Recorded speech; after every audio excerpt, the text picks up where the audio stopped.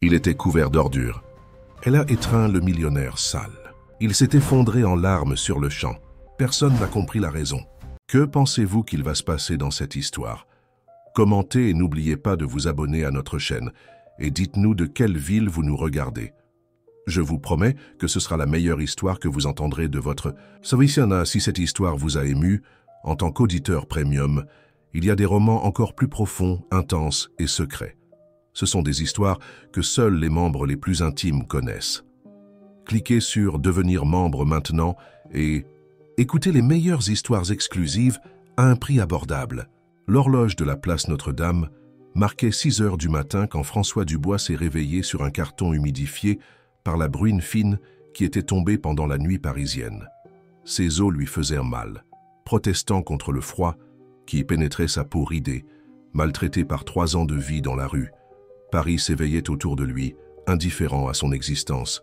Les passants pressés détournèrent le regard comme si la misère était contagieuse.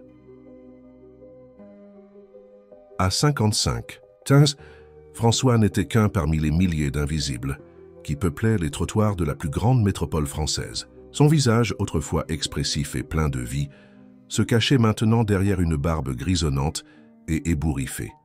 Ses mains, qui un jour avaient manipulé avec habileté les livres d'une petite bibliothèque dans un village de Normandie, tremblèrent maintenant, en fouillant les poubelles à la recherche de quelque chose à manger ou à vendre. « Bonjour, professeur », le salua Thomas, un garçon de 16 ans qui vendait des bonbons au feu rouge du centre-ville. Il était l'un des rares à l'appeler encore par le titre qu'il avait porté pendant 30 ans, avant que la vie ne le jette à la rue. « Bonjour, mon garçon », répondit François, la voix rauque de quelqu'un qui parlait peu. Son regard, auparavant fixé sur le sol, rencontra le sourire franc de l'adolescent, une étincelle de chaleur humaine au milieu de la froideur de la ville. L'histoire de François n'était pas extraordinaire dans sa tragédie. Professeur de littérature dans une petite ville de province, il avait perdu son emploi quand l'école où il enseignait avait fermé. Sa femme l'avait abandonné peu après, emmenant avec elle leur fille unique. Il était venu à Paris à la recherche d'opportunités, mais son âge avancé et la récession économique l'avaient condamné au chômage. Quand l'argent s'était épuisé, la rue était devenue son foyer, et la honte l'avait empêché de chercher de l'aide ou de retourner dans sa ville natale. Les jours se succédaient indistincts dans leur monotonie. François errait dans le quartier de Notre-Dame, du quartier latin et de la place de la République, transportant ses maigres possessions dans un sac plastique jauni par le temps. Parfois, il gagnait quelques pièces en récitant des extraits de poèmes pour des touristes curieux, mais rares étaient ceux qui s'arrêtaient pour écouter. Ce matin de juin, le ciel gris promettait plus de pluie. François se traîna jusqu'au Pont Neuf, où il avait l'habitude de s'abriter les jours d'orage. En chemin, il passa devant le centre d'accueil pour personnes sans domicile fixe, mais n'entra pas. La honte était encore plus grande que le besoin, faute d'une douche chaude ou d'un repas gratuit. De l'autre côté de la ville, dans le quartier de Montmartre, Marie-Laurent se préparait pour une nouvelle journée de travail. À 32 ans, elle consacrait sa vie au service social, travaillant auprès des populations les plus vulnérables de la capitale française. Fille d'un ouvrier et d'une couturière, elle avait grandi en témoignant des difficultés rencontrées par les familles à faible revenu dans son quartier. L'empathie n'était pas pour elle un choix, mais une conséquence naturelle de son expérience. « Maman, je vais sortir plus tôt aujourd'hui. J'ai une réunion avec l'équipe du nouveau projet », avertit Marie tout en aidant Madame Simone, sa mère, à mettre la table pour le petit déjeuner. « Ma fille, tu travailles trop. Tu dois aussi penser un peu à toi, » répondit la dame, plaçant une tasse de café au lait devant sa fille. « Pierre ne cesse de demander de tes nouvelles. » Marie soupira. Pierre était le fils d'une voisine, un jeune homme travailleur qui ne cachait pas son intérêt pour elle. Mais Marie sentait que sa mission était autre, du moins pour le moment. « Maman, Pierre est un bon gars, mais tu sais, comme je suis concentré sur le projet de l'ONG maintenant, je n'ai pas la tête aux romances. » Après, le café, Marie dit au revoir à sa mère avec un baiser et partit pour le centre-ville. Elle travaillait sur un nouveau projet, une initiative qui cherchait non seulement à accueillir les personnes sans domicile, mais à les réintégrer dans la société à travers l'art et la culture. Elle croyait fermement que la transformation sociale commençait par la reconnaissance de la dignité humaine. La pluie finalement éclata quand Marie arriva au centre. Elle courut s'abriter sous la marquise d'un magasin fermé, où quelques personnes sans domicile s'étaient déjà rassemblées. C'est là, en attendant que la pluie passe, qu'elle aperçut François pour la première fois. Quelque chose dans le regard de cet homme la toucha profondément. Ce n'était pas seulement la détresse évidente, mais un éclat presque imperceptible de dignité qui refusait de s'éteindre complètement. Marie observa comment il se tenait légèrement à l'écart des autres, comment son regard s'élevait occasionnellement pour contempler l'architecture des bâtiments historiques alentours, comment ses mains, même sales, manipulaient avec soin un petit livre qu'il protégeait de la pluie. Quand la tempête diminua en fine bruine, Marie s'approcha de lui, franchissant la barrière invisible que la société érigeait entre les normaux et les inadaptés. « Vous, aimez lire ?» demanda-t-elle, indiquant le livre qu'il tenait. François sursauta, déshabitué à être abordé de façon si directe et gentille. Il regarda Marie avec méfiance, puis le livre dans ses mains, un exemplaire usé des Mémoires posthumes de Bracuba, de Machado de Assis.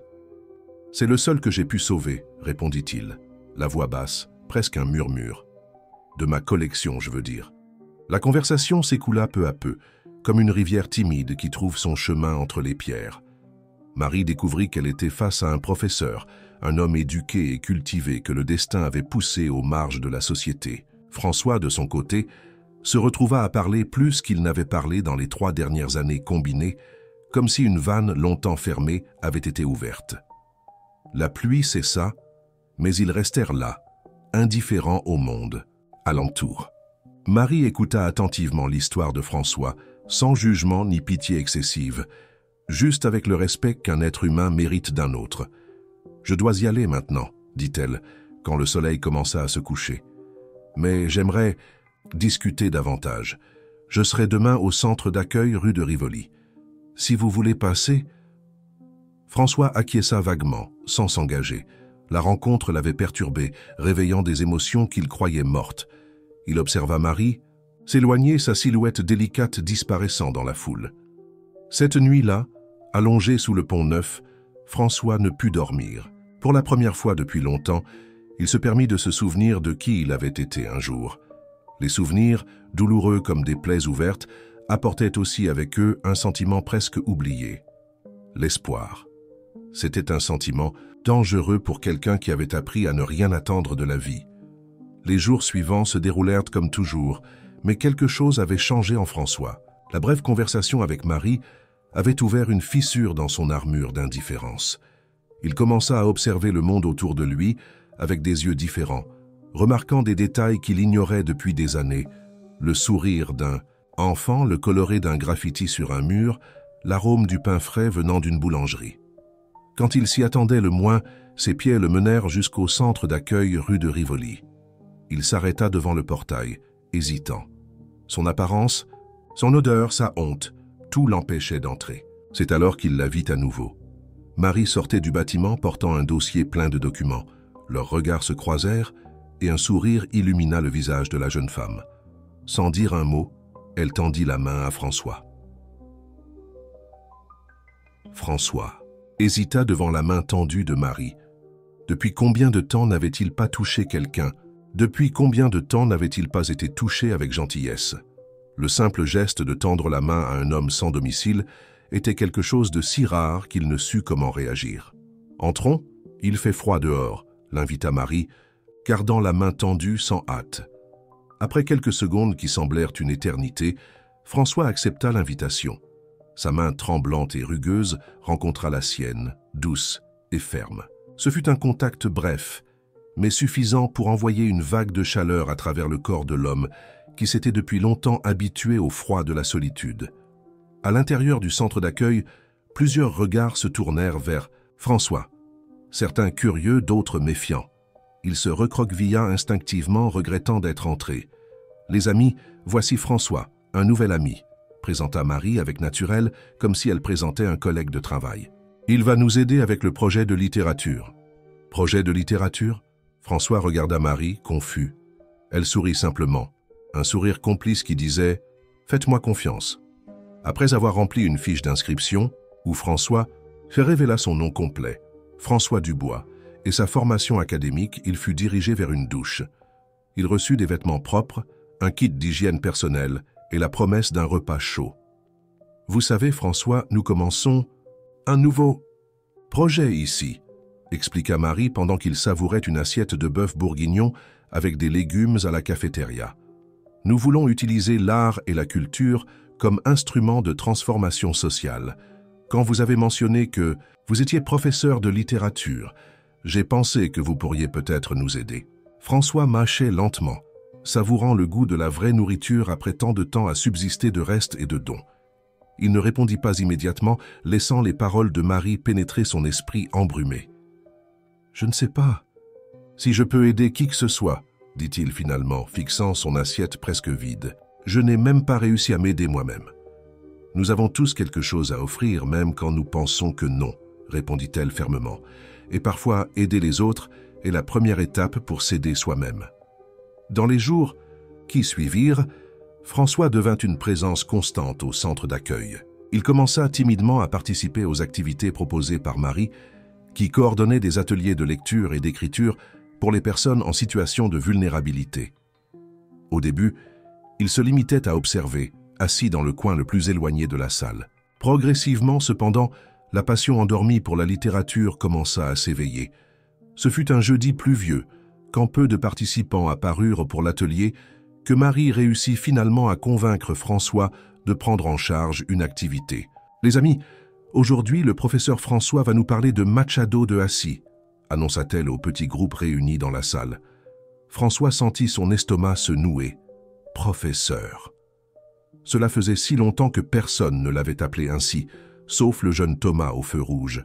Pendant un instant, il voulut fuir, mais alors son regard rencontra celui de Marie, et il y vit quelque chose qu'il n'avait pas expérimenté depuis longtemps, la confiance. Quelqu'un avait confiance en lui. « Eh bien, je n'ai rien préparé », commença-t-il, hésitant. « Parlez simplement de ce que vous aimez chez Machado », l'encouragea Marie. « Commencez par Bras Cubas, votre livre préféré. » Et ainsi, François commença à parler. Au début, sa voix sortait tremblante, incertaine, mais à mesure qu'il plongeait dans l'univers machadien, sa posture changea. Les mots coulaient avec une confiance croissante, les yeux brillaient, les mains gesticulaient pour souligner les points les plus importants. Pendant 1 heure entière, il ne fut pas un homme sans domicile, mais un professeur passionné de littérature. Quand la session se termina, il y eut un moment de silence, rapidement suivi par des applaudissements spontanés des participants. François sentit son visage rougir, déshabitué à l'approbation, à la reconnaissance. « C'était incroyable », dit Marie s'approchant de lui tandis que les autres se dispersaient. « Vous avez un don, François. Un don qui ne s'est pas perdu, il s'est simplement endormi. » Cette nuit-là, cependant, François ne retourna pas à l'auberge que le centre d'accueil avait obtenue pour lui.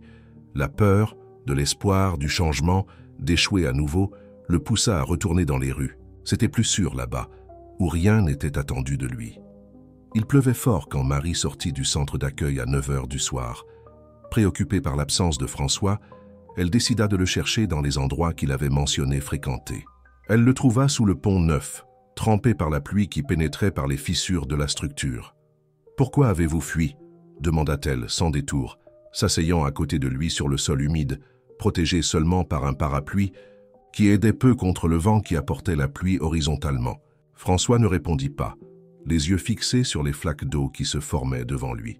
« Vous avez peur », continua Marie, non comme une question, mais comme une constatation. « Je comprends. Les changements font peur. Les espoirs déçus font plus mal que l'absence d'espoir. » Le silence s'étendit entre eux, rempli seulement par le bruit de la pluie et du trafic au-dessus. Marie sortit de son sac un sandwich emballé dans du papier d'aluminium et l'offrit à François, qui l'accepta après une brève hésitation. « Vous savez, François, nous avons tous des peurs, » dit-elle, observant la pluie tomber. « J'ai aussi les miennes. J'ai peur de ne pas faire la différence, que tout mon travail ne soit qu'une goutte dans l'océan. » François mordit dans le sandwich, mâchant lentement. C'était la première fois que quelqu'un partageait ses peurs avec lui, le traitant comme un égal. « Mais alors je me souviens d'une histoire que mon père me racontait quand j'étais petite, » continua Marie, « à propos d'un vieil homme qui marchait, sur la plage après une tempête, remettant à la mer les étoiles de mer échouées sur le sable. Un jeune homme l'a questionné, disant qu'il y en avait des milliers, qu'il ne pourrait pas toutes les sauver, que cela ne ferait pas de différence. Et savez-vous ce que le vieux a répondu tout en remettant une autre étoile à la mer? Pour celle-ci, cela fait une différence, compléta François, surprenant Marie. Vous connaissez l'histoire? C'était l'une de mes préférées à raconter aux élèves, répondit-il, un fantôme de sourire passant sur ses lèvres. Ils restèrent là, côte à côte, tandis que la pluie diminuait graduellement. Ils n'avaient pas besoin de mots. Il y avait une compréhension mutuelle qui transcendait le dialogue. Quand finalement la pluie s'arrêta, Marie se leva, secouant ses vêtements mouillés. « Je m'en vais. Ma mère doit être inquiète, dit-elle. L'auberge est toujours disponible si vous voulez. Je ne vais pas vous forcer à quoi que ce soit, mais sachez que vous avez le choix, François. Vous l'avez toujours. » Elle était déjà à quelques pas de distance quand François appela son nom. Marie se retourna. Il était debout maintenant, la silhouette maigre et débraillée, contrastant avec la posture plus droite, presque fière. « Merci, dit-il simplement. » Marie sourit, mais ne dit rien. Ensuite, dans une impulsion qu'elle-même ne comprit pas complètement, elle revint et enlaça François. Une étreinte forte, sincère, sans dégoût ni pitié. Une étreinte d'égal à égal, d'être humain à être humain. François resta rigide un moment, choqué par le contact inattendu. Puis lentement, ses bras se levèrent et rendirent l'étreinte. Et là, au milieu de la nuit parisienne, sous le pont Neuf, quelque chose se brisa en lui. Des larmes, depuis si longtemps retenues, commencèrent à couler sur son visage, se mêlant à l'eau de pluie qui gouttait encore de ses cheveux. Marie le tint fermement, sans se soucier de la saleté ou de l'odeur. À ce moment, elle n'était pas assistante sociale et il n'était pas un assisté. Ils étaient simplement deux personnes connectées par le plus basique et profond des sentiments humains, la compassion. Quand ils se séparèrent, finalement, tous deux étaient mouillés, par la pluie et par les larmes.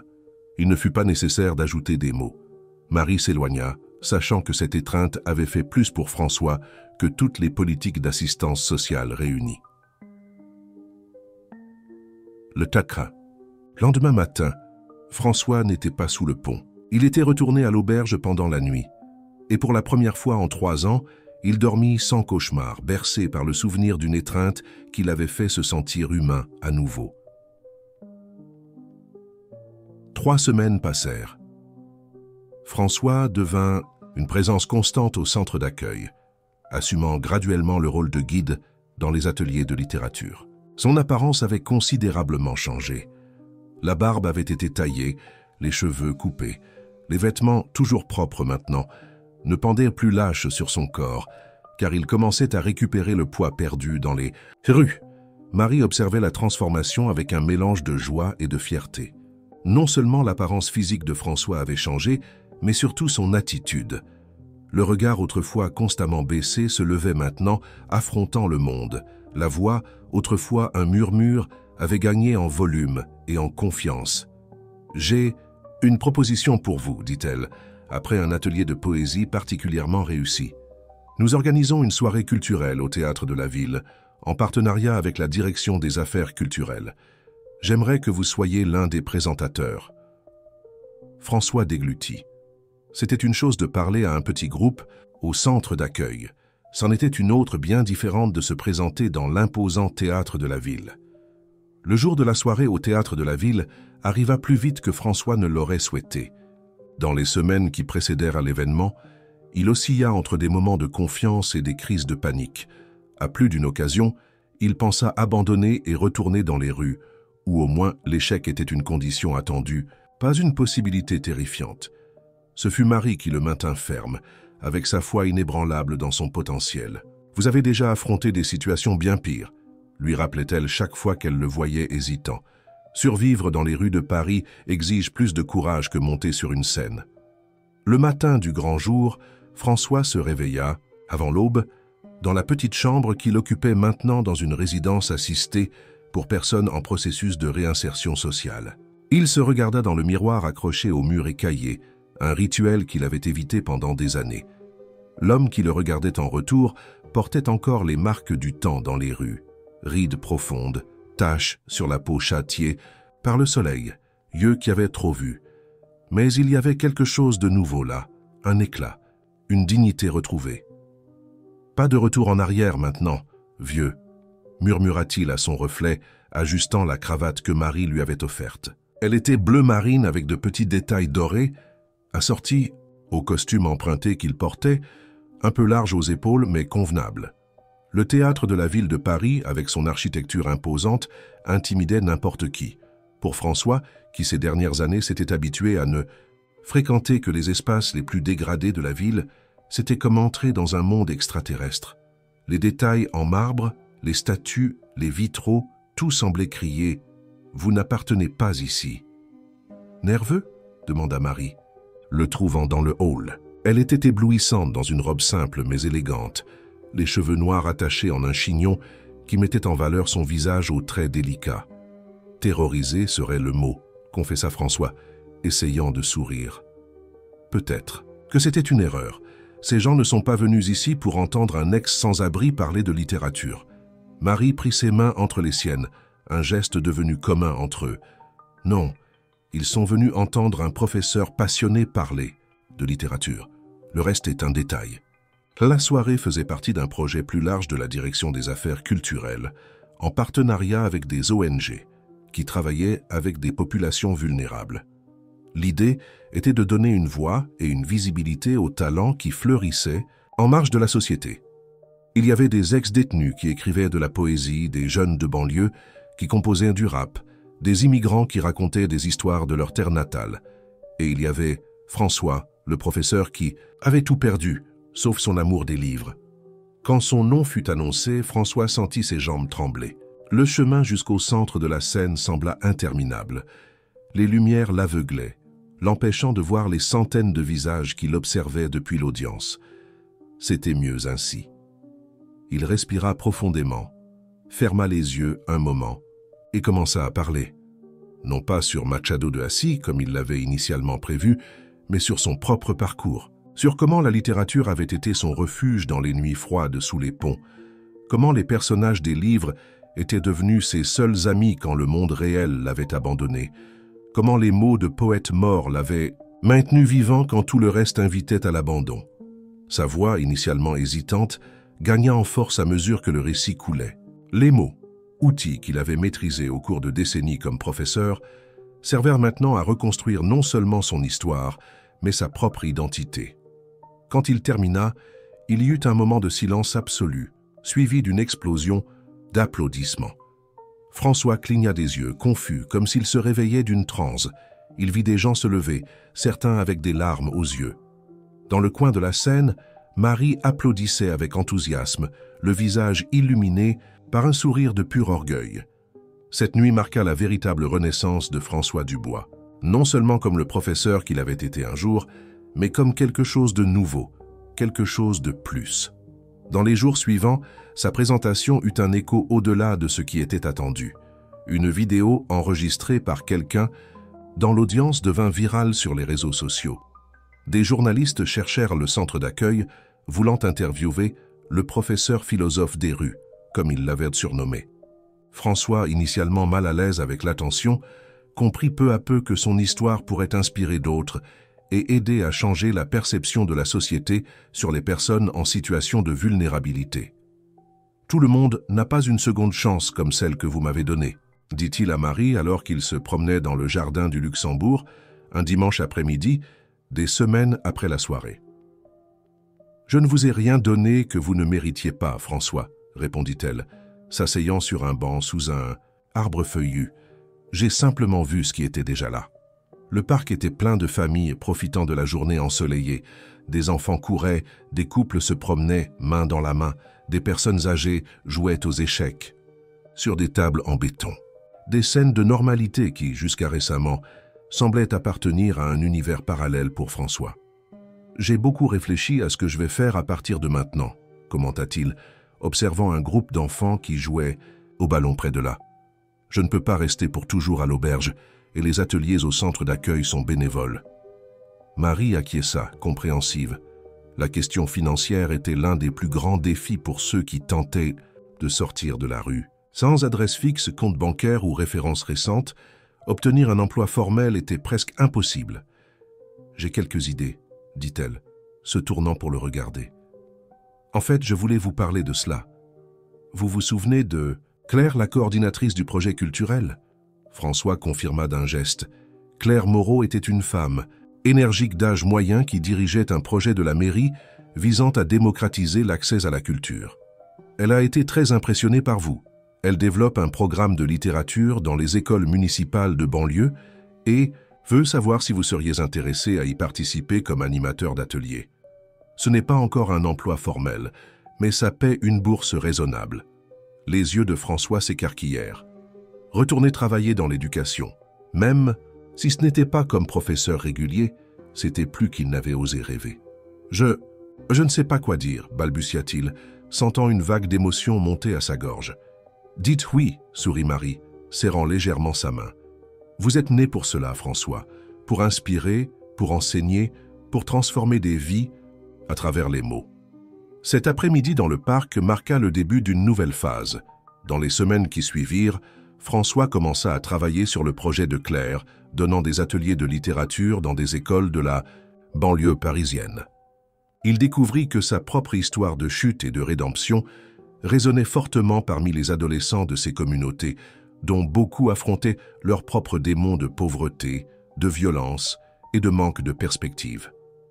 Progressivement, il réussit à louer un petit appartement dans le quartier du Marais, pas très loin du centre d'accueil, où il continuait à collaborer comme bénévole. L'espace était minuscule, une chambre, une salle de bain et un salon qui servait aussi de cuisine. Mais c'était le sien, conquis par la sueur de son travail. Sur les murs, il commença à accrocher des photos et des coupures de journal qui documentaient son parcours, comme pour se rappeler à lui-même du chemin parcouru. Sa relation avec Marie évolua également. Ce qui avait commencé comme un lien entre assistante sociale et assistée se transforma en une amitié profonde, basée sur le respect mutuel et l'admiration. Ils se voyaient régulièrement, pas seulement dans le contexte du travail, mais aussi pour des déjeuners, des promenades dans le centre historique de Paris ou des séances de cinéma à la Cinémathèque. Ce fut durant l'une de ces rencontres, 6 mois après la soirée au théâtre de la ville, que François trouva enfin le courage de poser la question qui le tourmentait. « Pourquoi moi ?» demanda-t-il, alors qu'il partageait une pizza dans un bistrot traditionnel du Marais. « De toutes les personnes dans la rue, pourquoi vous êtes-vous arrêté pour me parler ce jour-là ?» Marie prit une gorgée de vin, pensive. « Honnêtement, je ne sais pas l'expliquer complètement. Il y avait quelque chose dans votre regard, une dignité même au milieu de la souffrance. Et le livre, bien sûr. Ce n'est pas tous les jours qu'on voit quelqu'un sans domicile lire Machado de Hassi. » François sourit, se souvenant de l'exemplaire usé des Mémoires posthumes qu'il gardait encore comme un talisman. « Mais je pense que c'était plus que cela, » continua Marie, jouant distraitement avec sa serviette. « Vous savez ces moments où vous sentez que vous devez faire quelque chose, même sans comprendre exactement pourquoi. C'était comme ça. Comme si, je ne sais pas, comme si quelque chose de plus grand que nous deux avait orchestré cette rencontre. » La conversation dériva vers d'autres sujets, mais cette question « pourquoi moi ?» continuait à résonner dans l'esprit de François. Non seulement pourquoi Marie l'avait choisi, mais pourquoi lui, parmi tant d'autres qui tombaient dans les rues tous les jours, avait eu la chance de se relever. La réponse commença à se former dans son esprit dans les semaines suivantes, à mesure que son travail dans les écoles de banlieue donnait des fruits visibles. Il vit des adolescents qui pouvaient à peine lire commencer à dévorer des livres. Il assista à la transformation de jeunes qui n'avaient jamais écrit plus que des messages textes produire des poèmes émouvants. Il témoigna du pouvoir transformateur des mots dans des vies marquées par la pénurie. « C'est ça », se dit-il un soir, tandis qu'il préparait le matériel pour le cours du lendemain. « C'est pour cela que j'ai survécu, que j'ai rencontré Marie, que j'ai eu une seconde chance pour faire ceci. » L'épiphanie le frappa avec la force d'un train. Sa chute n'avait pas été seulement une tragédie personnelle, mais faisait partie d'un parcours plus grand qui l'avait rendu capable de se connecter avec ceux que la société marginalisait. Son expérience dans les rues, aussi douloureuse qu'elle ait été, servait maintenant de pont entre des mondes qui se touchaient rarement. L'hiver parisien touchait à sa fin quand Marie reçut l'appel téléphonique qui changerait le cours de sa vie une fois de plus. C'était Claire Moreau, la coordinatrice du projet culturel où travaillait François. « Marie, j'ai besoin de ton aide », dit Claire sans détour. « J'organise un grand événement au Centre Pompidou sur la transformation sociale à travers l'art. Je veux que toi et François soyez les principaux conférenciers. » « Moi ?»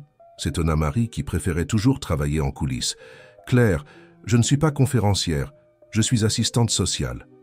Et l'une des meilleures. »« Que je connaisse », répliqua Claire. « De plus, votre histoire à tous les deux, la rencontre, la transformation de François, le travail que vous développez, c'est exactement ce que nous voulons mettre en avant.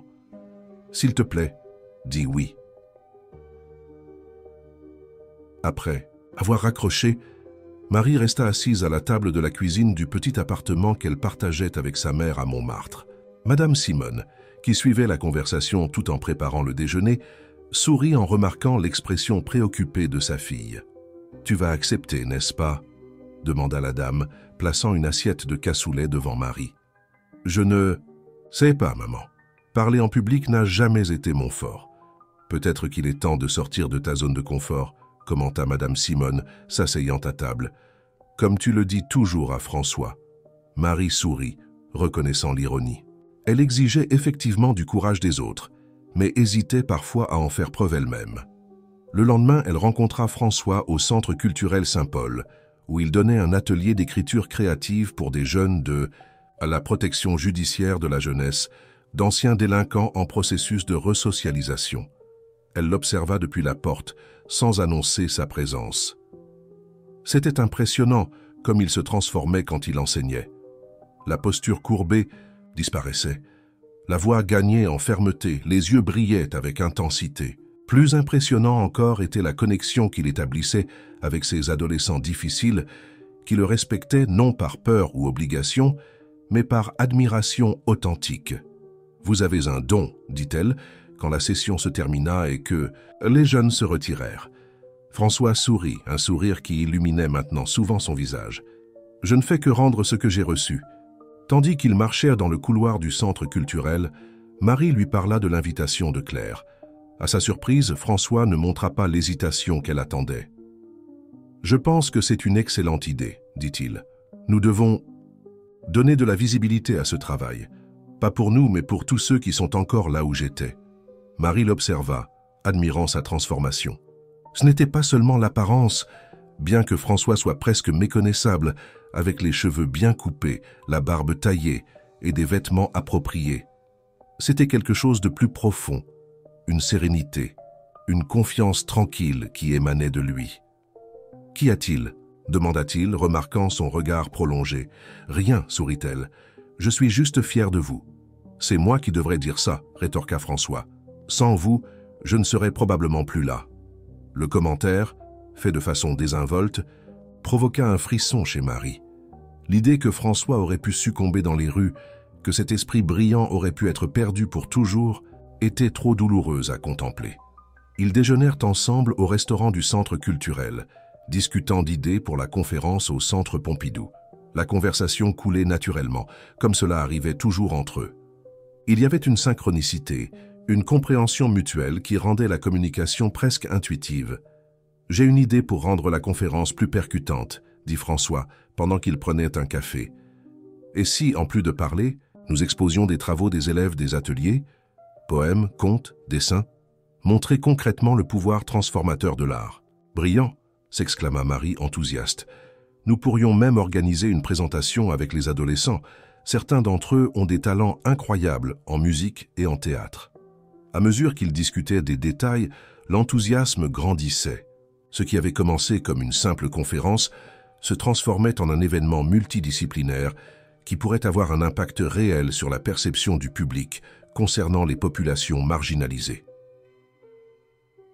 Dans les semaines qui suivirent, François et Marie se consacrèrent intensément à la préparation de l'événement.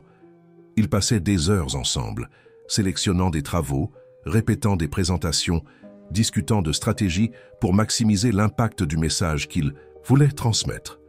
Ce fut pendant cette période que quelque chose de subtil commença à changer dans leurs relations. Les rencontres professionnelles s'étendaient fréquemment au-delà de l'horaire prévu, se transformant en dîners prolongés, où ils partageaient non seulement des idées pour le projet, mais aussi des souvenirs, des rêves et des réflexions sur la vie. Lors d'une de ces soirées, après une longue session de planification dans l'appartement de François, Marie se surprit à le regarder d'une manière différente. Elle observa les lignes d'expression sur son visage, qui racontaient l'histoire de ses luttes. Elle remarqua comment ses mains calleuses après les années dans les rues bougeaient avec grâce en gesticulant. Elle perçut la profondeur de ses yeux qui semblaient contenir des univers entiers. « Il y a quelque chose qui ne va pas ?» demanda François, remarquant son regard fixe. Marie rougit, détournant le regard vers les papiers devant elle. « Non, je pensais juste, comme c'est incroyable ce qui vous est arrivé, ce qui nous est arrivé. Comment une simple rencontre peut tout changer. » François acquiesça pensif. « Parfois, je me demande si c'était juste une coïncidence. Vous savez que je ne suis pas religieux, mais il y a des moments où je crois presque qu'une force supérieure nous a mis sur le chemin l'un de l'autre. » « J'y pense aussi, » confessa Marie. « Comme si, je ne sais pas, comme si nos vies étaient destinées à se croiser. » Il y eut un moment de silence chargé de sens, où quelque chose de non dit flottait entre eux. Marie sentit son cœur s'accélérer, confuse par les émotions qui émergeaient. Était-ce simplement de l'admiration pour l'homme que François était devenu? Ou quelque chose de plus profond était-il en train de naître? Le moment fut interrompu par la sonnerie de son téléphone portable. C'était Madame Simone, inquiète de son retard. Il était déjà minuit passé. « Je dois y aller, » dit Marie, se levant précipitamment. « Ma mère est inquiète. » François l'accompagna jusqu'à la porte. En se disant au revoir, il y eut un instant d'hésitation, comme si tous deux envisageaient une étreinte plus longue, peut-être quelque chose de plus. Mais le moment passa et Marie partit, emportant avec elle des questions auxquelles elle n'avait pas encore de réponse. La semaine suivante, alors qu'il finalisait les préparatifs, pour l'événement au Centre Pompidou, Marie reçut un appel téléphonique inattendu.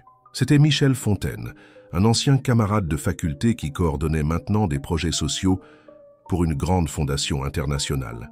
« Marie, je suis à Paris pour quelques jours et j'ai entendu parler du travail incroyable que tu fais, dit-il après les salutations initiales. J'aimerais te parler en personne, j'ai une proposition qui pourrait t'intéresser. » Intriguée, Marie accepta de le rencontrer pour un café. Michel était logé dans un hôtel luxueux sur les Champs-Élysées, un monde éloigné des réalités auxquelles elle avait affaire quotidiennement. « J'irai droit au but, dit-il, après avoir discuté des vieux temps à la faculté. La Fondation met en œuvre un programme ambitieux de développement social dans des communautés vulnérables d'Amérique latine. Nous constituons une équipe d'élite et ton nom a été l'un des premiers qui m'est venu à l'esprit. Nous aimerions t'inviter à être la coordinatrice régionale du projet. » Marie sentit son cœur s'accélérer.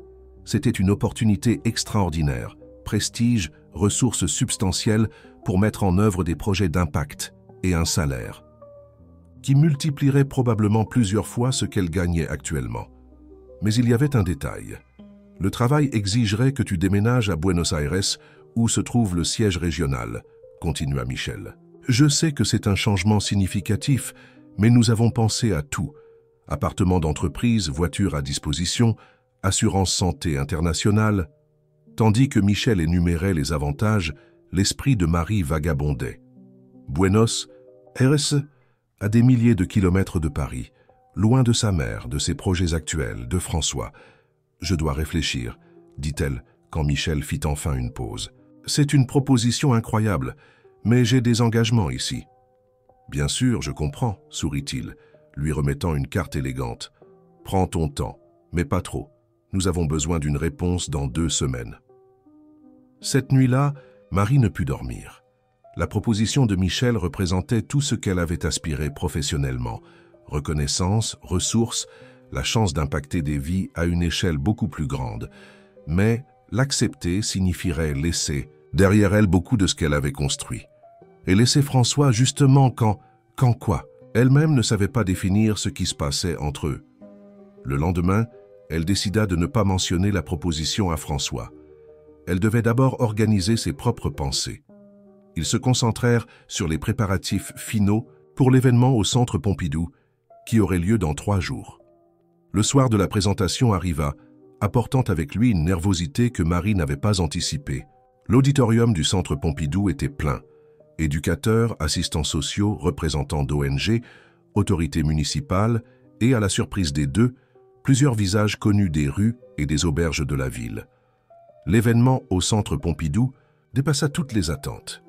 La présentation de François et Marie, entrecoupée de performances des jeunes des ateliers, émut l'audience. À la fin, ils reçurent une ovation debout qui dura plusieurs minutes. Pour beaucoup dans l'audience, c'était la première fois qu'ils voyaient des personnes en situation de vulnérabilité, non pas comme un des problèmes sociaux à résoudre, mais comme des êtres humains complexes, talentueux et capables d'expressions artistiques profondes. Après les remerciements finaux, alors que le public se dispersait, Claire Moreau s'approcha d'eux, accompagnée d'un homme d'âge moyen, vêtu avec une élégance discrète. « Vous avez été extraordinaire !» s'exclama Claire, les embrassant. « Je veux vous présenter quelqu'un.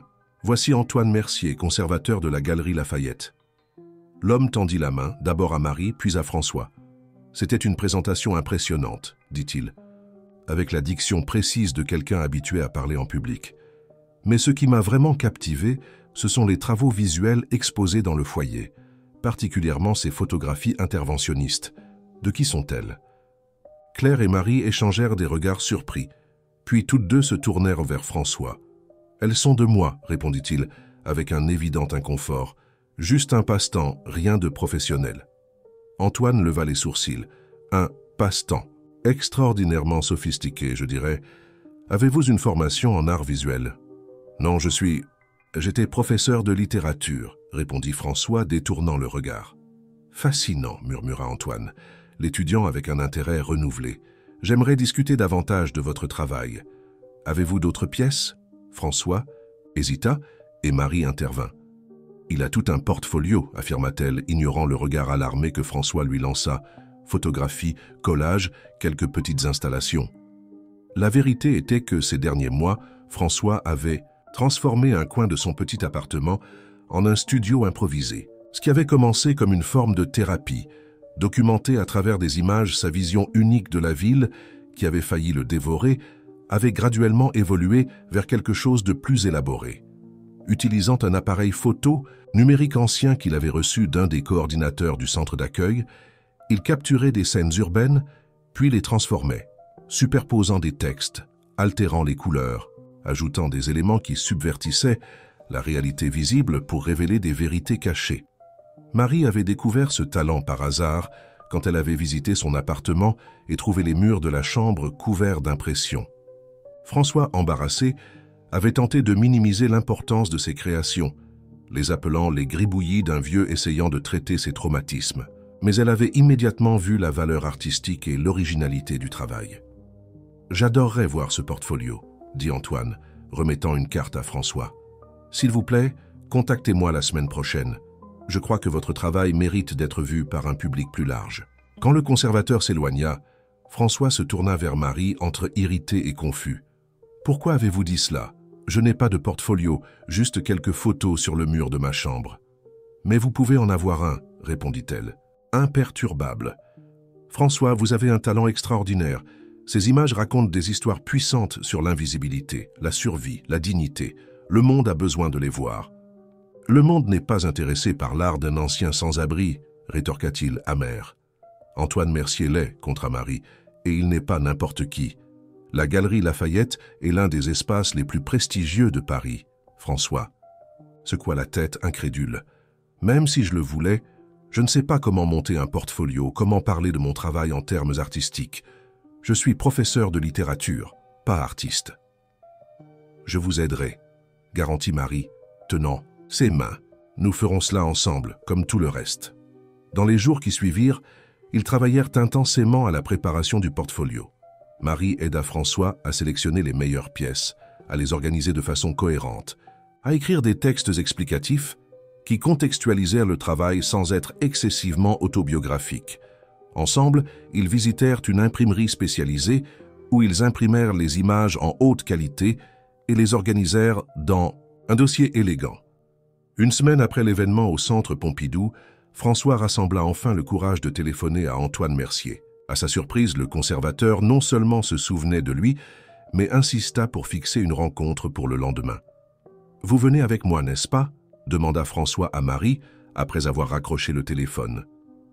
Elle hésita. En fait, elle avait prévu de déjeuner avec Michel Fontaine pour discuter plus en détail de la proposition d'emploi à Buenos Aires. Le délai pour sa réponse approchait et elle était encore divisée. « Je ne peux pas », répondit-elle, sentant une pointe de culpabilité. « J'ai un engagement important au centre d'accueil. Mais vous n'avez pas besoin de moi, François.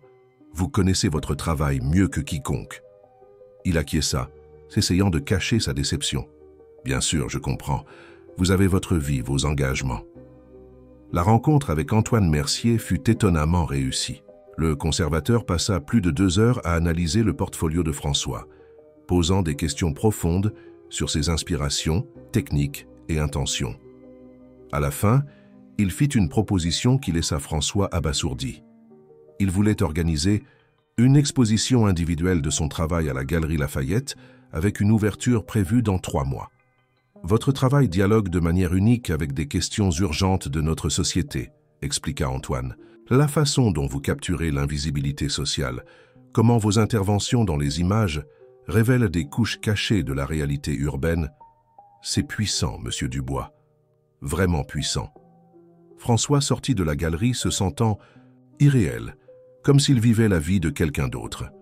Professeur, animateur d'atelier et maintenant apparemment artiste visuel avec une exposition programmée dans une galerie prestigieuse. La transformation était trop complète pour l'assimiler. Son premier instinct fut d'appeler Marie, de partager la nouvelle extraordinaire. Mais quelque chose le retint. Il y avait une distance qui grandissait entre eux ces derniers jours, quelque chose qu'il n'arrivait pas à nommer. Marie semblait préoccupée, distraite, comme si elle gardait un secret. Au lieu de téléphoner, il décida de faire une surprise. Il acheta une bouteille de bon vin, un luxe qui le faisait encore se sentir coupable, et se dirigea vers l'appartement de Marie à Montmartre. Madame Simone l'accueillit avec l'affection habituelle. « Marie n'est pas là, François.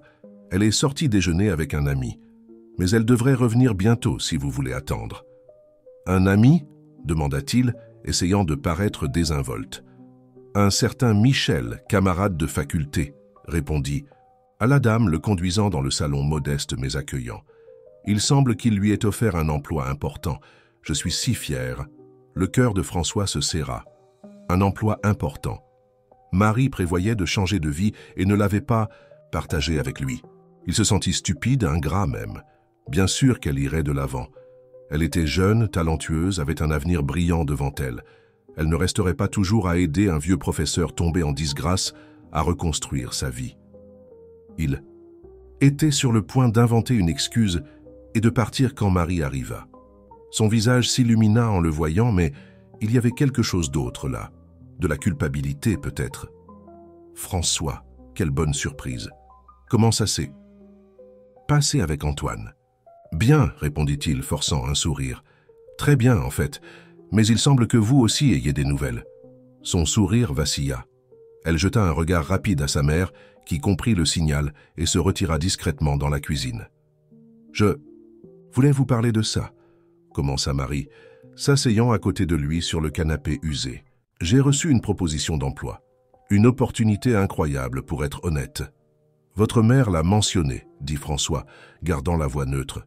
« Félicitations. »« Je n'ai pas encore décidé, » s'empressa-t-elle de clarifier. « C'est compliqué. Le travail est à Buenos Aires, je devrais déménager. Argentine, c'est loin. »« Oui, » acquiesça-t-elle, étudiant ses propres mains, « très loin. » Ils restèrent silencieux un moment, le poids du non-dit entre eux. « Vous devriez accepter, » dit finalement François, se surprenant lui-même par la fermeté dans sa voix. Des opportunités comme celle-ci n'apparaissent là pas 2 fois dans une vie. Marie leva les yeux, ne s'attendant clairement pas à cette réaction. « Ce n'est pas si simple. J'ai des engagements ici, des projets, des personnes qui iront bien, compléta-t-il. Le travail au centre d'accueil continuera sans vous. Claire trouvera un autre assistant social. Les jeunes des ateliers iront de l'avant. Et vous ? Demanda-t-elle, la voix presque un murmure. François sourit, un sourire qui n'atteignit pas ses yeux. Moi ? Il semble que je vais être un artiste maintenant. Antoine veut organiser une exposition individuelle de mon travail. Ouverture dans 3 mois. François, c'est merveilleux, s'exclama Marie, sincèrement heureuse pour lui. Impulsivement, elle l'enlaça. Je savais qu'il verrait ce que j'ai vu. Votre travail est extraordinaire. L'étreinte dura plus que nécessaire. » Quand ils se séparèrent, il y avait une nouvelle tension dans l'air, une conscience aiguë de quelque chose de non résolu entre eux. « À propos de Buenos Aires, » commença-t-elle. « Vous devez y aller, » interrompit François. « C'est l'opportunité de votre vie. Ne vous retenez pas pour moi, ou pour qui que ce soit. Vous m'avez déjà donné plus que je ne pourrai jamais vous rendre. Vous m'avez rendu la vie, Marie. Maintenant, vivez la vôtre. » Plus tard, seul dans son appartement, François se permit de ressentir la douleur qu'il avait maintenue sous contrôle en présence de Marie. L'idée de la perdre était presque insupportable. C'est alors seulement qu'il admit à lui-même ce qu'il niait depuis des mois. Il était tombé amoureux d'elle. Ce serait comique si ce n'était pas tragique. Un homme de presque 60 ans, avec un passé d'échecs et d'humiliation, amoureux, d'une jeune femme radieuse qui avait le monde à ses pieds. Quel droit avait-il de nourrir de tels sentiments? Quel droit avait-il d'espérer qu'elle sacrifierait sa carrière, son avenir, pour rester près de lui? Dans les jours qui suivirent, François se plongea dans le travail. Il divisa son temps entre les ateliers dans les écoles de banlieue et la préparation pour l'exposition. Il ne parlait avec Marie que de sujets professionnels, maintenant une distance émotionnelle qui faisait mal, mais qu'il considérait nécessaire. Elle, de son côté, semblait de plus en plus inquiète, comme si elle luttait avec une décision difficile. Les préparatifs pour l'exposition de François avançaient rapidement. Antoine Mercier, impressionné par la profondeur du travail, avait décidé d'élargir la portée de l'exposition, occupant tout l'étage de la galerie Lafayette. Marges et centres, un regard sur l'invisibilité urbaine, serait le titre de l'exposition qui commençait déjà à générer des murmures dans le circuit artistique parisien. Pendant ce temps, Marie affrontait son propre dilemme. Le délai pour répondre à la proposition de Buenos Aires approchait, et Michel Fontaine augmentait la pression, appelant presque quotidiennement avec de nouveaux détails tentants sur le projet et les avantages qui l'attendaient. « Nous avons besoin de ta réponse d'ici vendredi », dit-il lors de son dernier appel. « Le conseil se réunit lundi et nous devons confirmer l'équipe. »« Je sais, Michel, je promets une réponse définitive d'ici là, » répondit Marie, raccrochant avec un lourd soupir. Madame Simone, qui tricotait silencieusement sur le canapé, observa sa fille avec des yeux perspicaces. « Toujours indécise ?» Marie acquiesça, se laissant tomber à côté de sa mère. « C'est l'opportunité de ma vie professionnellement.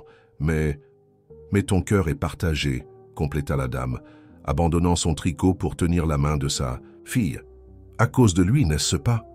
Il n'était pas nécessaire de préciser qui était lui. » Ces derniers mois, François était devenu une présence constante dans les conversations de Marie, dans les dîners du dimanche, dans les histoires qu'elle racontait en rentrant à la maison après une longue journée de travail. « Je ne sais pas ce que je ressens, maman », confessa Marie, permettant aux larmes, si longtemps contenues, de finalement couler. « J'admire tellement ce qu'il a surmonté, la force intérieure qu'il possède.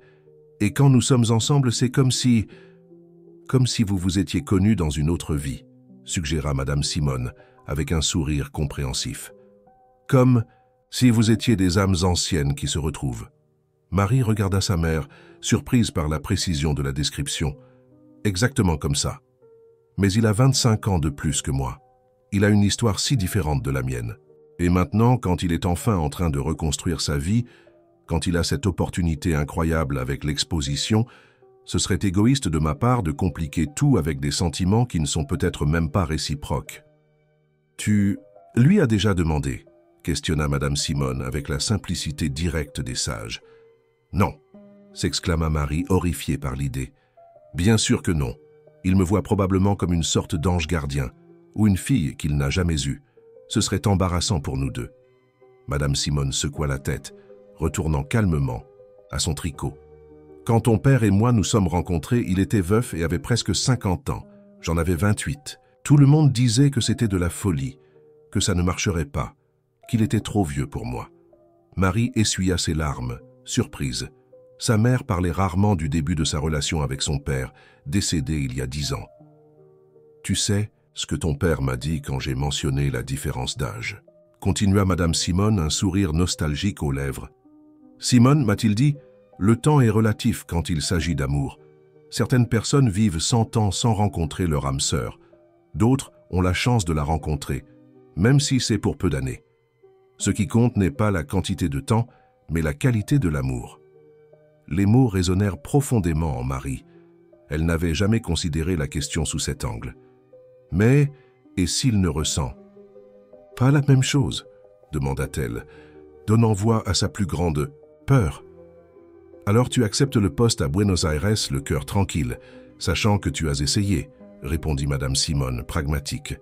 Mieux que de passer ta vie à te demander « et si ?» De l'autre côté de la ville, dans le petit appartement, du Marais, François affrontait ses propres démons. L'exposition qui aurait dû être motif de fierté et de célébration lui semblait maintenant un fardeau lourd. Chaque photographie, chaque collage qu'il révisait pour l'exposition apportait des souvenirs de son temps dans les rues, la solitude, le désespoir, l'invisibilité. Et chacune d'elles, d'une façon ou d'une autre, renvoyait à Marie, à la transformation qu'elle avait déclenchée dans sa vie. Un appel téléphonique interrompit ses réflexions sombres. C'était Thomas, le jeune qui vendait des bonbons au feu rouge et qui avait été l'un des rares à le traiter avec dignité durant ses années dans les rues. « Professeur, j'ai besoin de votre aide », dit le garçon, la voix urgente. « Ma sœur a des problèmes à l'école. Elle va être expulsée si elle n'améliore pas ses notes. »« Comment puis-je aider, Thomas ?» demanda François, sincèrement préoccupé. Il connaissait l'histoire du garçon, orphelin de père, mère, travaillant dans 2 emplois pour subvenir aux besoins de 3 enfants, logement précaire dans l'extrême banlieue de Paris. « Vous n'enseignez pas la littérature. Ma sœur a des difficultés dans cette matière. Si vous pouviez lui donner quelques cours, François n'hésita pas. Bien sûr que je vais aider. Quand pouvons-nous commencer? Ils convinrent que Thomas amènerait sa sœur, Sophie, au centre d'accueil le lendemain. Après avoir raccroché, François se sentit étrangement dynamisé. L'idée d'aider directement quelqu'un, d'utiliser ses connaissances pour faire une différence concrète dans la vie d'une adolescente à risque, alluma quelque chose en lui. Un but que les photographies et l'exposition, aussi significatives qu'elles soient, ne procurèrent pas. C'est dans cet état d'esprit renouvelé qu'il ouvrit la porte, des heures plus tard pour trouver Marie debout dans le couloir, semblant nerveuse et déterminée à la fois. « Nous devons parler », dit-elle, sans préambule. François l'invita à entrer, intrigué par la visite inattendue. Marie refusa le café qu'il offrit, préférant aller droit au sujet. « Le délai pour répondre concernant Buenos Aires est vendredi », commença-t-elle, marchant d'un côté à l'autre dans le petit salon. « Et je n'arrive pas à me décider. »« Je pensais que nous avions déjà discuté de cela, » répondit François, essayant de garder la voix neutre. « C'est une opportunité unique, vous devriez accepter. »« Mais, et si je ne veux pas partir ?» rétorqua Marie, s'arrêtant pour le regarder. « Et s'il y a des raisons pour que je reste ?» Le cœur de François s'accéléra, mais il réprima l'espoir qui tentait de naître. « Quelle raison serait-ce? Votre travail ici est important, mais là-bas vous pourriez impacter beaucoup plus de vies. »« Je ne parle pas du travail, » dit Marie, sa voix soudainement plus douce. « Je parle de nous. » Le silence qui suivit fut dense, chargé de possibilités. François se sentit simultanément euphorique et terrifié. « Il n'y a pas de nous, Marie, » dit-il finalement, les mots sortant avec difficulté. « Nous sommes amis, partenaires de travail, et j'en suis reconnaissant, plus que je ne peux l'exprimer. Mais vous avez 25 ans de moins que moi. Vous avez toute une vie devant vous. Vous méritez quelqu'un de votre âge, quelqu'un sans le bagage que je porte. »« Ce n'est pas à vous de décider ce que je mérite ou non, » répliqua-t-elle, la détermination remplaçant la nervosité initiale. « Je suis assez adulte pour savoir ce que je veux. »« Et que voulez-vous » demanda François, osant à peine respirer. Marie fit un pas en avant, réduisant la distance entre eux. « Je veux rester. Je veux voir où cela peut nous mener. Je veux explorer ce que je ressens pour vous, ce que je pense que vous ressentez aussi pour moi. » François ferma les yeux, le cœur battant dans sa poitrine. C'était tout ce qu'il avait secrètement désiré entendre, et en même temps sa plus grande crainte. « Vous ne savez pas ce que vous dites, » murmura-t-il, plus pour lui-même que pour elle. « Vous ne savez pas ce que serait votre vie avec moi. Les gens parleraient. Votre carrière pourrait être affectée. Votre famille. » « Ma mère m'a encouragé à venir ici aujourd'hui, » interrompit Marie avec un petit sourire. « Et quant au reste, depuis quand nous soucions-nous de ce que les autres pensent? Vous avez vécu dans les rues, François. Je travaille avec des populations que la société préfère ignorer. Nous savons tous deux que l'opinion des autres est le cadet de nos soucis quand il s'agit de faire ce qui est juste pour nous. Elle tendit la main touchant légèrement le visage de François. François frémit au contact, incapable de s'éloigner, incapable de résister à la chaleur de ses doigts sur sa peau. « Je ne te demande pas de promesse, » continua Marie, la voix maintenant un murmure. « Je demande juste une chance, pour découvrir ensemble ce que cela peut être. » Ce qui suivit fut inévitable, comme la marée, comme l'aube après la nuit la plus longue. François l'attira à lui, et leurs lèvres se rencontrèrent dans un baiser qui contenait des années de solitude, des mois d'espoir renaissant, et la promesse ténue d'un avenir qu'aucun des deux n'avait osé imaginer. Plus tard, assis côte à côte sur le petit canapé de l'appartement, ils discutèrent de ce que cette décision signifiait pour eux deux. Marie refuserait l'offre de Buenos Aires, du moins pour l'instant. Michel avait indiqué que le poste pourrait être disponible à nouveau dans le futur, si elle changeait d'avis. « Vous êtes sûr de cela ?» demanda François pour la 10e fois. « C'est un sacrifice énorme que vous faites. »« Ce n'est pas un sacrifice quand c'est un choix, » répondit-elle simplement. « Et je choisis ceci, nous, au-dessus de n'importe quelle opportunité professionnelle. Je peux trouver d'autres chemins pour grandir dans ma carrière sans quitter Paris, sans vous quitter. » La nouvelle réalité exigeait des adaptations. Ils décidèrent de maintenir leur relation discrète initialement, non par honte, mais pour éviter qu'elle ne devienne le centre des attentions, éclipsant le travail important que tous deux réalisaient. Marie continuerait à vivre avec sa mère et François dans son appartement du Marais. Pour l'instant, seul le personnel le plus proche du centre d'accueil et la famille de Marie seraient au courant. Dans les jours qui suivirent, François se partagea entre les préparatifs finaux pour l'exposition, les cours pour Sophie, sœur de Thomas, et les moments précieux avec Marie. La jeune femme refusa formellement l'offre de Buenos Aires, au désappointement de Michel, mais au soulagement de Madame Simone, qui craignait de perdre sa fille pour un autre pays. L'expérience de tutorat avec Sophie se révéla profondément gratifiante. L'adolescente de 14 ans, initialement résistante à l'idée de cours supplémentaires, fut vite charmée par la façon dont François abordait la littérature, non comme une matière scolaire à mémoriser, mais comme une fenêtre sur d'autres mondes, d'autres vies, d'autres possibilités. « Je n'avais jamais pensé que les livres pouvaient être intéressants », confessa-t-elle après la 3e session, durant laquelle ils discutèrent du Petit Prince de Saint-Exupéry. « À l'école, c'est tout tellement ennuyeux. »« Les livres sont comme les personnes, » expliqua François. « Si vous vous en approchez en vous attendant à ne pas les aimer, vous ne les aimerez probablement pas. Mais si vous leur donnez une chance, si vous êtes disposé à écouter ce qu'ils ont à dire, ils peuvent devenir vos meilleurs amis. » Marie, qui observait l'interaction de l'autre côté de la salle au centre d'accueil, sentit une vague d'affection en observant le dévouement de François, la patience avec laquelle il répondait aux questions de la jeune fille, l'enthousiasme authentique qu'il démontrait en discutant de littérature. Ce fut en observant cette scène qu'une idée commença à se former dans son esprit, une idée qui pourrait unir les passions des deux et créer quelque chose de nouveau et significatif. La nuit d'ouverture de l'exposition de François à la Galerie Lafayette se transforma en un événement beaucoup plus grand que quiconque aurait pu prévoir. L'espace élégant au cœur du quartier chic de Paris était rempli de figures importantes du monde des arts, de journalistes, de critiques, et, à la surprise et l'émotion de François, de dizaines de personnes en situation de vulnérabilité sociale, spécialement invitées pour l'occasion. Antoine Mercier, le conservateur, circulait parmi les invités avec une évidente satisfaction. La décision de parier sur un artiste inconnu, avec une histoire si inhabituelle, s'était avérée judicieuse.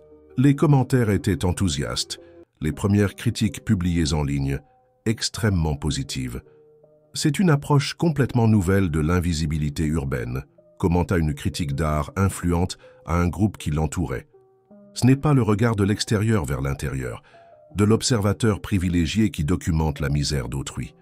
C'est le regard de l'intérieur vers l'extérieur, de celui qui a vécu l'expérience et réussi, miraculeusement, à la transformer en art sans tomber dans le sentimentalisme ou l'auto-apitoiement. François, portant un costume emprunté qui lui allait étonnamment bien, se déplaçait dans le salon avec un mélange de fierté et d'inconfort. Chaque photographie, chaque collage exposé représentait un morceau de son âme, une blessure transformée en beauté. Voir des étrangers analyser et discuter ces parties intimes de lui-même était à la fois validant et perturbant.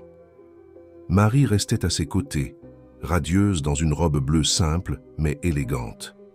De temps en temps, sa main cherchait la sienne, un geste de soutien silencieux qui valait plus que 1000 mots.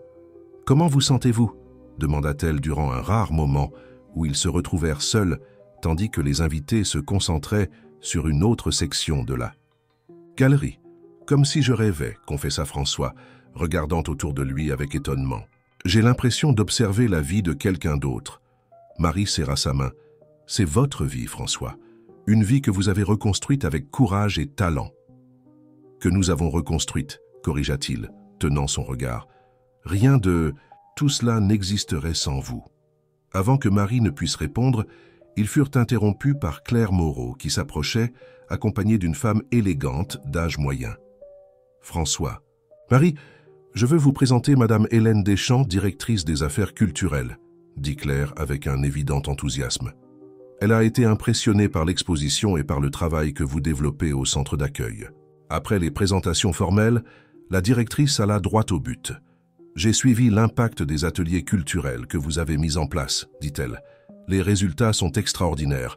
Et maintenant, voyant cette exposition, eh bien, je crois que nous devons étendre ce modèle à d'autres centres d'accueil de la ville. » Le cœur de Marie s'accéléra. C'était l'opportunité parfaite pour présenter l'idée qu'elle développait ces dernières semaines. « En fait, Madame la directrice, nous avons une proposition qui pourrait vous intéresser, » dit-elle, lançant un regard rapide à François, qui parut momentanément confus. Dans les 20 minutes suivantes, Marie détailla sa vision.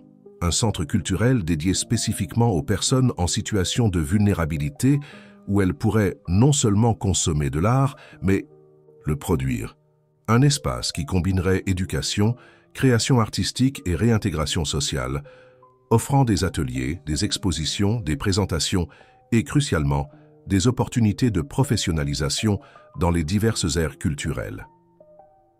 J'imagine qu'un lieu où quelqu'un en situation de rue puisse apprendre la photographie comme François, ou l'écriture créative, ou le théâtre, ou la musique, expliqua Marie, de plus en plus animée, mais pas seulement comme thérapie ou passe-temps, comme un chemin réel vers une nouvelle vie, avec des cours professionnalisants, du mentorat, des connexions avec le marché.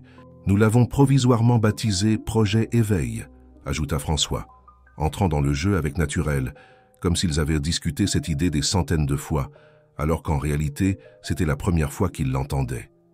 Parce qu'il s'agit d'éveiller des talents endormis, d'éveiller la société au potentiel de ces personnes, d'éveiller des espoirs. Hélène Deschamps écouta attentivement, posant des questions occasionnelles qui démontraient un intérêt authentique. Quand ils eurent fini d'exposer l'idée, elle resta silencieuse quelques secondes, comme si elle évaluait toutes les implications. « C'est ambitieux, » dit-elle finalement, « et précisément le type d'initiative innovante que notre administration cherche à soutenir. Nous aimerions discuter de cela plus en détail. Pouvons-nous fixer une réunion à la direction la semaine prochaine ?» Après le départ de la directrice, François entraîna Marie dans un coin tranquille de la galerie. « Projet Éveil, quand avez-vous pensé à tout cela ?» Elle sourit un peu embarrassée. « Ces dernières semaines, en vous voyant avec Sophie, en observant comment votre art a impacté tant de personnes, j'ai réalisé que nous pourrions faire quelque chose de beaucoup plus grand. Unir mon expérience en service social avec votre talent artistique et pédagogique. »« Et vous n'avez pas pensé à me consulter avant ?» demanda-t-il, plus amusé qu'irrité. « J'allais le faire demain, je le jure, » se défendit Marie, riant. Mais quand la directrice est apparue comme ça, pratiquement suppliant pour une idée comme celle-ci, c'était un signe de l'univers. François secoua la tête, admirant l'audace et la vision de la femme qu'il aimait. « Vous êtes incroyable, vous savez, et effrayante parfois. » La soirée se poursuivit comme un rêve. Vers la fin de l'événement, Antoine Mercier rassembla tout le monde pour une annonce. 3 des œuvres de François avaient été acquises par le Musée d'art moderne, et un collectionneur important avait manifesté son intérêt pour acheter pratiquement toute la collection. Exposée, cela signifiait non seulement une reconnaissance artistique, mais aussi une sécurité financière que François n'avait pas connue depuis des années. La semaine suivante, la réunion avec la direction des affaires culturelles dépassa toutes les attentes. Hélène Deschamps non seulement approuva le projet Éveil, mais offrit un espace dans le complexe culturel récemment rénové de Belleville, ancien entrepôt industriel transformé en centre culturel. La mairie financerait la rénovation et l'adaptation de l'espace, en plus de garantir un budget opérationnel pour les 2 premières années. Après cela, le projet devra chercher l'autosuffisance, expliqua Hélène. À travers des parrainages, la vente d'œuvres produites dans les ateliers, des présentations payantes, des cours ouverts au grand public. C'était plus que Marie et François n'avaient rêvé. Dans les mois qui suivirent, ils se consacrèrent intégralement à la mise en œuvre du projet Éveil. Marie assuma la direction administrative, tandis que François devint le coordinateur artistique pédagogique. Ensemble, ils développèrent le curriculum des ateliers, recrutèrent d'autres artistes et éducateurs, dont beaucoup avaient également traversé des situations de vulnérabilité, et établirent des partenariats avec des entreprises, des universités et d'autres institutions culturelles.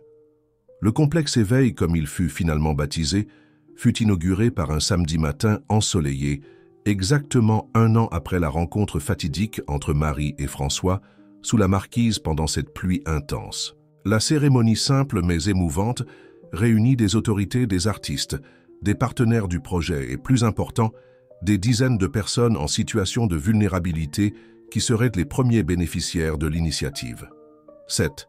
« Espace est à vous », déclara François dans son discours d'ouverture. « Il a été rêvé pour vous, construit pour vous, et n'aura de sens que s'il est occupé et transformé par vous. » Thomas et Sophie étaient au premier rang. Le jeune homme, maintenant âgé de 17 ans, avait abandonné la vente de bonbons au feu rouge et était devenu apprenti dans l'atelier de photographie du complexe. Sa sœur, qui avait réussi à l'école grâce au cours avec François, participerait à l'atelier de littérature, rêvant un jour de devenir écrivaine. Après les discours officiels et la coupure du ruban, quand les invités exploraient les mouets. Installation. François entraîna Marie vers le petit jardin à l'arrière du complexe, une oasis verte au milieu du béton de Belleville. « J'ai quelque chose pour vous », dit-il, sortant de sa poche une petite boîte. Marie sentit son cœur s'accélérer. Sa relation avec François avait évolué naturellement au cours de l'année. Après des mois à maintenir la discrétion, ils avaient décidé d'assumer publiquement leur romance, affrontant ensemble les regards occasionnellement désapprobateurs et les commentaires malveillants. À leur surprise, la réaction négative avait été minime. Les personnes qui comptaient vraiment, famille, amis, collègues de travail, soutenaient cette union inhabituelle, reconnaissant la profondeur du lien qui les unissait. « Ce n'est pas ce que vous pensez », s'empressa de clarifier François, en voyant l'expression de Marie. « Ou peut-être que si, mais pas exactement. » Intriguée, elle ouvrit la boîte. À l'intérieur, au lieu d'une bague, il y avait une clé. « C'est celle de mon appartement », expliqua-t-il. « Je veux dire de notre appartement, si vous acceptez. Je sais qu'il est petit et probablement pas le foyer de vos rêves, mais... » Marie l'interrompit avec un baiser. « C'est parfait », murmura-t-elle contre ses lèvres. « N'importe quel endroit avec vous serait parfait. » Ils se séparèrent en entendant des pas s'approcher. C'était Madame Simone, accompagnée de Claire et de quelques-uns des éducateurs du projet. « Vous voilà !» s'exclama Claire. « Nous sommes prêts à commencer la visite officielle. Tout le monde vous attend. » Avant de suivre les autres vers le bâtiment principal, Marie et François échangèrent un dernier regard complice, un regard qui contenait des promesses silencieuses, des rêves partagés et la certitude tranquille que, peu importe ce que l'avenir apporterait, ils l'affronteraient ensemble. Le SIC, Complexe Éveil, s'établit rapidement comme référence nationale en projet d'inclusion sociale à travers l'art. Dans sa première année de fonctionnement, il accueillit plus de 500 personnes en situation de vulnérabilité. Avec des résultats impressionnants, 70% des participants réussirent une réintégration sociale effective, soit à travers un emploi formel, l'entrepreneuriat culturel ou le retour aux études.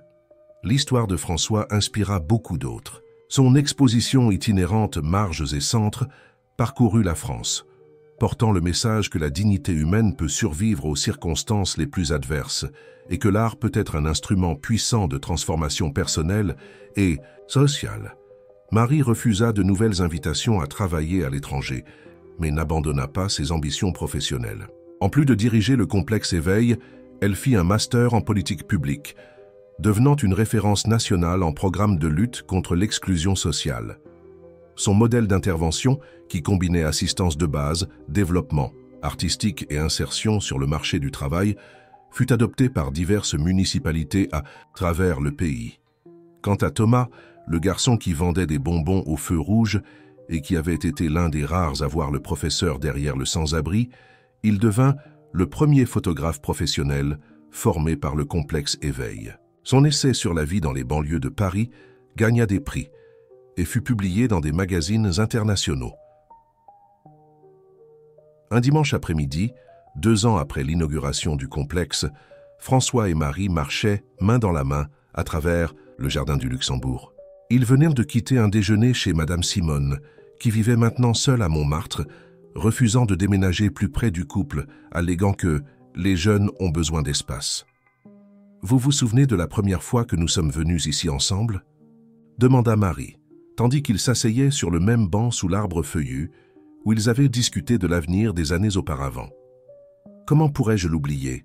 sourit François. « C'est quand vous m'avez parlé de l'offre de Buenos Aires. J'ai cru que j'allais vous perdre avant même de vous avoir. » Marie appuya sa tête sur son épaule, observant les familles qui se promenaient dans le parc, profitant de la journée ensoleillée. « Saviez-vous que je ne l'ai jamais regretté, d'être resté, je veux dire, pas même pour une seconde ?» demanda-t-il, encore insécurisé parfois, même après tant de temps ensemble. « Pas même pour une milliseconde, garantit-elle, entrelaçant ses doigts aux siens. Certains choix sont si justes que vous le savez immédiatement, au fond de l'âme. » François embrassa le sommet de sa tête, sentant la gratitude familière qui l'inondait toujours quand il réfléchissait à son parcours, des profondeurs du désespoir dans les rues de Paris jusqu'à ce moment de bonheur tranquille, aux côtés de la femme qui avait transformé sa vie avec une simple étreinte. « Vous savez à quoi je pensais ?» commenta-t-il après quelques minutes de silence confortable. « À comment tout a commencé, ce jour-là, sous la marquise, pendant la pluie, si vous aviez choisi un autre endroit pour vous abriter, si j'avais décidé de rester sous le pont, au lieu de chercher cette marquise. Je ne crois pas aux coïncidences, répondit Marie fermement. Je pense que, d'une certaine façon, nous étions destinés à nous rencontrer. Peut-être pas ce jour-là, sous cette marquise, mais à un moment quelque part. François sourit, non plus le sourire hésitant et méfiant de l'homme brisé qu'il avait été, mais le sourire plein de quelqu'un qui avait trouvé sa place dans le monde. J'aime penser ainsi aussi, que même dans l'obscurité la plus profonde, il y a toujours une lumière qui nous attend. Il faut juste avoir le courage de la suivre quand on la trouve. Ils restèrent dans le parc jusqu'au crépuscule, parlant de l'avenir, des nouveaux projets pour le complexe Éveil, des rêves qu'ils avaient encore à réaliser ensemble. Quand ils se levèrent finalement pour partir, la première étoile brillait déjà dans le ciel de Paris.